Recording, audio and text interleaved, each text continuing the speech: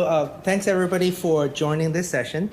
I'm here with Martha from Chest, and then we're going to just talk about learning on the go, mostly, what today's learner is expecting when they come to learning. And before I get started, just a big shout out, thank you for the org community for putting this together. So I think I've been here every year so far, and every year it's getting bigger and better, so congrats on that. All right. So what is learning on the go? So I just want to sort of set the definition, even though I think everybody subconsciously, you use the phone all the time, you sort of know what's learning on the go. But I just want to highlight some use cases so that when we start talking about how, Martha and I, we work together on Chess product, you guys can sort of make the correlation, right? So what's learning on the go? So a while ago, learning on the go mostly focused on travelers who are in and out of airports, on the airplane, where they're stuck without Wi-Fi, and they sort of better use that time by, browse through some video clips or answer some questions, right? So that's sort of the beginning. But over time, I think everybody realized you have your phone in your pocket, and you have a lot of pockets of time throughout the day that you're just not doing much, right? Like waiting for your coffee or donuts, right? Waiting in line, or have a long road trip, and that you are on the passenger side, right? So you're not really doing a whole lot. If you're like me, you go to the soccer game of your kids, but your kids are on the bench, so you're really not doing much. So you're sitting there, and then you have your phone in your hand, and then you can sort of get a few clips of knowledge in, right? Or sometimes, you're just lazy, you're on the couch, you don't really want to pull out the laptop, and you just want to say, hey, what is a few things I can get done without me getting off the couch, right? So slowly, I think learning on the go is not even about someone who is literally on the go, it's just about people who has a convenience of that content directly next to them in their pocket. With those use case laid out, I just want to get a few terminologies out of the way. So if you are in education today, you're probably familiar with the idea of mobile-friendly or responsively designed website. So what you see on my screen here to the left is Facebook on a browser. So you can definitely go to facebook.com on your mobile phone and look at their website in a mobile-friendly way. But most likely, you're probably opening the Facebook app, because that is an app, that's not a website, and then that will basically, you click on it, it will automatically log you in, so on and so forth. You don't have to admit it. I'm sure everybody has Facebook app or TikTok, something like that on your phone. You don't have to admit it. Now, what we're going to focus today is really just the mobile app, because the website, everybody has been there, done that, so we just want to focus on the mobile app. So with that said, I would like to introduce Martha from American College of Chest and Physicians. All right. Great. Okay, so we're going to be talking about two apps from Chest today, starting with the Seek app and then the Chest Education app. So what can I tell you about Seek? Seek, the acronym, stands for Self-Education and Evaluation of Knowledge. And what that includes are case-based questions that are multiple choice that pulmonary, critical care, sleep medicine physicians and fellows in training typically use to study for their ABIM board exam. So pretty high stakes learning. And so what we've experienced in recent years is kind of a changing demographic. We're starting to skew younger than ever with the particular audience who's using Seek to study. So not as many physicians who are studying for their 10-year recertification exam. It's more fellows in training studying for their initial certification exam. And with this younger audience, they tend to be very comfortable with digital learning and mobile apps. So how do we continue developing Seek for this changing audience? And we'll talk about that in a little bit. And then the other app we're going to talk about is the recently launched Chest Education app. And this is the app that includes all of Chest learning except for Seek, which is on its own app. And it also includes the recently launched Chest Curriculum Pathway program. So curriculum pathways are topic-based learning and subsequent subtopics that include best of Chest assets in a one-stop shop collection. So we launched with asthma and its subtopics like pathophysiology, diagnosis, management, exacerbations. And so with this particular audience, it's not as much high-stakes learning, certainly not like the SEEK audience, who's really using it to study for their very important certification exam. It's more elective learning. And because it's elective learning, it's crucial that the learning is as convenient and on the go as possible. But what we discovered as we were putting together the Chess Education app is perhaps the mobile design, being aesthetically pleasing, could really compel a learner to return to the app on a regular basis for their learning. Alrighty, so what's really good about the mobile app, right? So I'm just going to highlight a few things, and I think the most important part, what make mobile apps stand out, is it is fast. So what make it fast? Number one, you don't have to log in again. So you open the app already remember who you were. They take you exactly to where you were last time, so that the whole experience of taking out your phone and just go back to where you were is very conducive for sort of a mobile learning on the go. In addition, the whole idea of the mobile app is it is very offline friendly. So it doesn't have to be offline. It can be a spotty connection, right? Whether you're at the airport, whether you are driving across country, right? So the idea is you want to make sure your content does not require a consistent internet connection, and a mobile app allows you to have that ability to basically use the content without having to have a solid internet connection. And in addition, the mobile app tends to be just a little bit prettier, just because Apple and Google does a good job of creating the user smoothness on the native experience. And also, when you're on the go, like everybody operates with their one phone and with their thumb, right? So the fact that the mobile app present your content in a very, let's just call it not just mobile friendly, but thumb friendly fashion, really make it a lot better. Okay, and okay, so here is here's an example of the flashcard app from Chest. And as you can see on the left is actually what the user experience is on the website. So it works like it's a flashcard, everything works.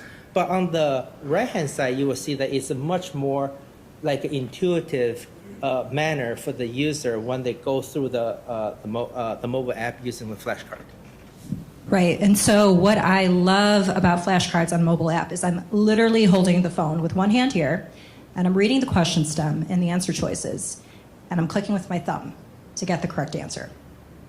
And I just don't know how much more on the go and convenient you can get with one hand and then clicking with your thumb. So I could be holding a bus railing, and then the phone with my other hand, or a well-positioned toddler, and then the phone with my other hand, and I'm getting a very complete study experience. And what I also love about the electronic flashcards, as opposed to a typical print flashcard or note card experience, is you get to have certain enhancements that you wouldn't get with that print version. So I have videos embedded within these flashcards, so I can look at ultrasonography and make the case that way. You couldn't do that with something print. That's what's great about these electronic flashcards. I also, currently have this sleep epoch that's, displayed on my phone, and I can take my fingers and just kind of zoom in on it. So it's just a very easy study experience, and at the same time, it's quite enhanced. All right, so here is just another convenience with the mobile app. So I'm not sure you can see, but we tried to put a screenshot of the download pop-up where the user is prompted to download the course onto their phone. It's about 580 megs of data. So it is definitely a meaty course that you're downloading to your device, right? But when you download that course to your device, what you get is a completely available content with questions, with videos and everything without an internet connection. This is something that actually a website will not be able to do, right? Because with a website, you need that persistent internet connection. With a mobile app, you can just download the content right before you're about to go somewhere. And I know for a fact that my kids on a long trip, the first thing they do the night before is download their favorite movies from the Netflix or Prime Video, right? So it's the same idea here, right? So if you know that you're going to be in a long period of time without internet connection, just download sort of a whole curriculum, and then by the end of your road trip, you're done with that 40-hour requirement, right? So that is something that is very convenient, and you can see it creates a very smooth user experience, even if they don't have internet connection. So here's just another example of the mobile app experience with questions. And as Martha alluded earlier, so if there are multimedia in your questions, such as images, you can just click on it, you can zoom in and out, like somehow people already, it's the second nature at this point to be able to pinch, to zoom in and out of content. So it's just a very smooth experience, and it's very quick to scroll, and you don't have to sort of connect to the internet to see the feedback, to see how you perform on the questions. It just makes things a lot easier. And notice I also include a little screenshot where the entire experience is recorded with airplane mode turned on, right? So you get everything you need without having to rely on an internet connection. Okay, so we have some images from the Chess Education app. And when we were putting together the curriculum pathway initially, we were quite focused on the web design. So we were, seeing how the content rendered there, what it looks like, that kind of thing. Because in the meantime, Tom's team was working fast and furious in developing the beta version of the Chess Education app. But we went many months without seeing what the curriculum pathway was going to look like on mobile. So once we did see what it looked like on mobile, it was just a beautiful surprise. And it wasn't just the product team that felt that way or Tom's team.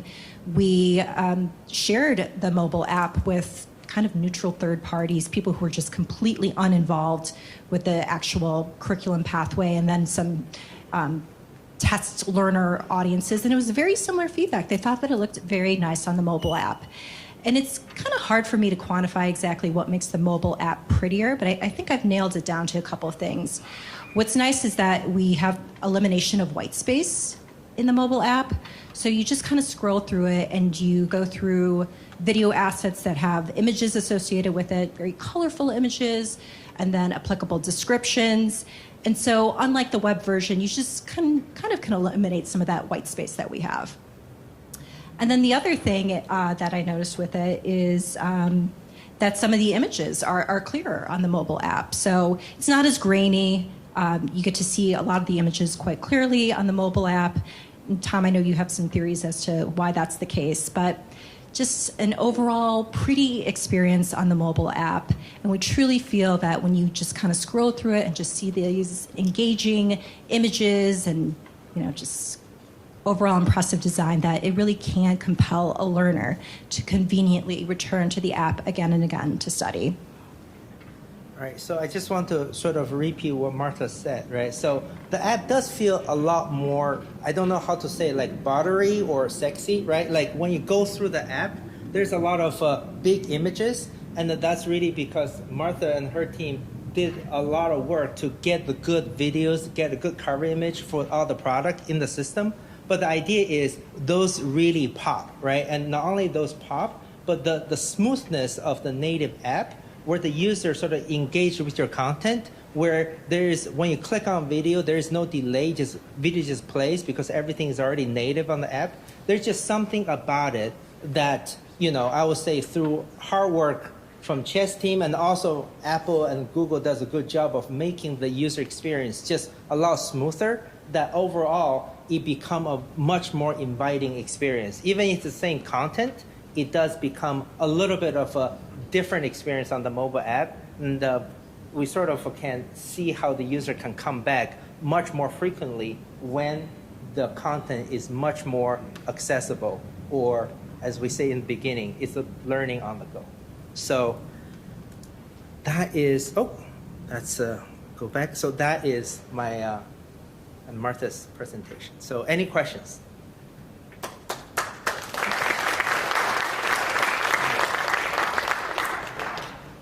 Uh-oh. Okay, stump Tom and Martha. Okay. I guess this is for you, Martha. Were there any challenges going from the browser desktop to the mobile app experience? And how did you overcome that and increase that adoption for your members? I mean, I think I've talked about this many times with Tom now. It's a whole different experience when you go on mobile. It's an entirely different team of his that works on it. And so just as much time that you spend on the web version testing it, checking it out, you have to do the same with mobile. And at that point we had limited time, but it was really important to invest that time to see what it was going to look like and render on the mobile app. So I would say that was the challenge because you just kind of have loss of time, but really have to do the whole test process with the mobile app as you do with the web version as well. And then another question is, was this app built as a custom app just for chess? And did you guys have to hire an army of programmers? And what about organization that may not have resources or smaller staff? What can they do? So the app actually is built about 10 years ago. I know that almost date myself, but yeah. So the app has been done a while ago, but there are certain mechanics that each association want that may not be fully conducive with the base build of our platform. So what we typically do is we basically, like what Martha is saying, right, is you take whatever product they have, you just test and keep testing on the mobile app to make sure that all the user interactions are working smoothly on the mobile app. And when there are sort of deficiencies, we make sure that does it require a different structure of the product to make it a little bit more smoother on the app, or do we need to make a few tweaks on the mobile app to make the experience better? So the short answer is the app has been around for a while. I would say about 15 associations are launched on our platform. But then the long answer is every app does require a lot of testing to make sure that the product themselves do look smooth and good on the app, because everybody's product is slightly different. So, yeah. Any more questions? Yeah, yes, Connor. Kevin, Martha, you said it was an entirely different team was working on this. Is there an entirely different skill set required to work on mobile compared to web? Yes, because the web technology is very different than Apple, which is iOS, and then there's Google, which is Android. So literally, just like Martha has to test on 3 different platforms, website, iPhone, and Android. On our side, we actually have 3 teams: the website, the iOS team, and Android team. So that's always the sort of behind the curtain, but there's a lot of late nights trying to get everything launched. So yes, 3 separate skill set. Yes. So follow up, if you Sure. need to change content or add content, Martha, you can't do it at your back end. No one has to go to. No. We are able to do it on our LMS backend. Yeah. But yeah, I mean, it's a good point. In order to truly ensure that, there's no bugs with that, not only do we have to verify it on the web, we should look at the mobile apps as well, see what it looks like. All right. Also, there's a little puck. Maybe hold it down so it's green and everyone can hear your question. Are most of your users using the website or mobile apps for this type of stuff? Okay, so I'm going to speak on behalf. So we actually looked at this data a few weeks ago. So obviously, users are not exclusive. So when they are on the run, they probably use the phone. But when they are in front of their 30-inch screen monitor, they will use the website. With that said, about 60% of the users, for all the users who have accessed the product, have accessed it using the app, whether it's iOS or Android. And in medical professions, it tilts a little bit towards iOS. For international audience, it tilts a little bit to Android. But 60% of users have definitely used the app. So, yep. Yeah, good, Aaron. I was going to ask how this integrates with your LMS and what LMS do you use and how does CME credit claiming work? Okay, it's actually a very easy question. So our mobile app talks to our LMS. So I'm with 360Factor, and our product is Oasis LMS. So you can't actually get a mobile app without our learning management system. But with our learning management system, it will basically handles everything for you. So when the user claims the credit on the app, you actually talk to the Oasis LMS, and Oasis LMS would deal with all the integration that's already baked in.